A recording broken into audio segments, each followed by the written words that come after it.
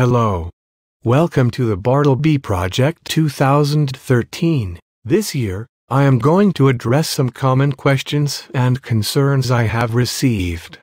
And thank you to all for your feedback. Many students are worried that they will not graduate if they do not take the tests.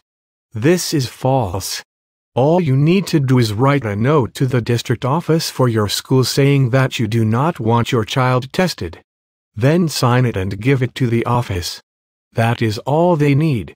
They cannot keep you from graduating, as long as you give them a signed note. They cannot force you to do anything. Some sample letters that you can download will appear below this video in the description. Don't let them tell you that you are not free to choose whether to take these meaningless tests. Another is that we need these tests to show that teachers have, quote, done their jobs.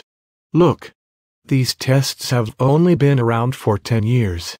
Do you mean to tell me that there was no way to tell if teachers were doing their jobs? There are many ways we can do this, and it certainly does not need to be done by the state or federal government.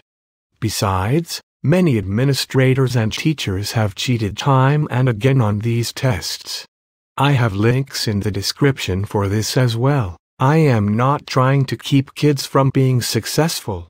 The founders of Dell Computers and Facebook both dropped out of school, and they are making millions.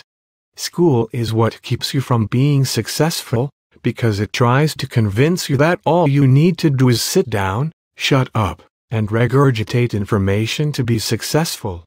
We all know that's not true. The last concern I have seen is a complaint about whining. Look, I am not whining. Testing is terrible for students. It makes absolutely no sense, because it gives a false sense of accomplishment or failure.